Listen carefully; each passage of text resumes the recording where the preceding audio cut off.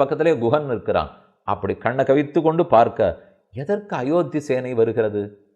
எதற்கு ராமனை பின்தொடர பார்க்கிறார்கள்? 14 ஆண்டுகள் காட்டுக்கு அனுப்பியது போராதென்று ராமனின் உயிரையும் பறிப்பதற்கு வருகிறார்களோ? நான் என்ன இங்கே வெறுமனே நிற்கிறான் நினைக்கிறார்கள்.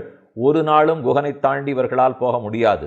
மையுற உயிரெல்லாம் இறுதி வாங்குவான், கையுறு கவர் ஐயில் பிடித்த காவலன்தான், 500,000 ஒருவனாயின மெய்வுரு தானையான், வில்லில் கவ்வினான்.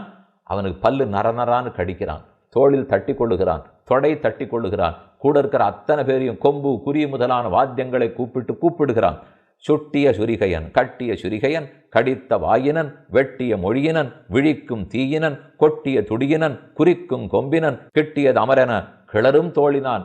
நமக்கேத்த தோளுக்கு தெனவெடுத்தற்கேற்ற பெரிய சண்டை வருகிறது. ஒரு நாளும் இவனை நான் தாண்டி போக விடப் போவதில்லை. அஞ்சன வண்ணன் என் ஆருயிர் நாயகன் ஆளாமே, வஞ்சனையால் அரசெய்திய மன்னரும் வந்தாரே, செஞ்சரம் என்பன தீ உமிழ்கின்றன செல்லாவோ, உஞ்சி இவர் போய்விடின் நாய்க்குகன் என்றென ஓதாரோ. நான் மட்டும் பரதனை போக விட்டு விட்டால் என்னை யாரானும் ஒரு மனிதன் என்ன நம்புவானா? யாரானும் என்ன மதிப்பார்களா? ராமன் இவனை தம்பின்னு சொல்லிட்டு இங்கே இருக்க சொல்லிட்டு போயிருக்கார். இப்படி எல்லாரையும் ராமன் பக்கம் போக விட்டு விட்டானே, ஒரு நாளும் விடமாட்டேன். ஆழ நெடுந்திரை ஆறு கடந்திவர் போவாரோ, வேழ நெடும்படை கண்டு விலங்கிடும் வில்லாளோ, தோழமை என்றவர் சொல்லிய சொல்லொரு சொல்லென்றோ, ஏழமை வேடன் இறந்திலன் என்றன ஏசாரோ. அந்த ராமனின் தோளில் கை போட்டுட்டு நீ எனக்கு தம்பின்னு சொன்னதுக்கு இன்னும் 7 முறை பிறந்து உயிர் கொடுப்பேன். ஒரு நாளும் ராமனுக்கு அருகே யாரையும் போக விடமாட்டேன் என்று நீண்ட கோஷத்தோடு, நிதானப்படு குஹா, அவசரப்படாதே, ராமன் தம்பி, அவனை பார் என்று சுமந்திரன் காட்க ஏறெடுத்து அப்பதான் குகன் முழுக்க பார்க்குறான். பரதனுடைய காலிலேருந்து தலை வரைக்கும், தலையிலேருந்து கால் வரைக்கும் என்னு எழுந்த தம்பியோடு எழுகின்ற காதலோடும் வர்க்கலையின் உடையானை, மாசடைந்த மெய்யானை, நற்கலையில் மதியென்ன நகையிழந்த முகத்தானை. பரதனை பார்த்து குகன் புரிந்து கொள்ளுகிறார்.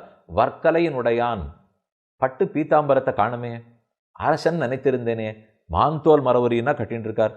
மாசடைந்த மெய்யானை, சந்தனம் பூசின உடம்ப காணுமே, தூசி தும்பு பட்ட உடம்பானா இருக்கு. நற்கலையில் மதியென்ன நகையிழந்த முகத்தானை, ஆகாயத்தில் நிலவில்லாத வானத்தை போலே சிரிப்பில்லாத முகமாக இருக்கிறதே. கல் கனிய கனிகின்ற துயரானை, கல்லு கூட கனியும் போல் இருக்க இவனை பார்த்தான். எண்ணுற்றான் வில் கையில் நின்று இடை வீழ விம்முற்று நின்று ஒழிந்தான். கட்டியா வில்ல பிடிச்சிருந்தார் குகன்.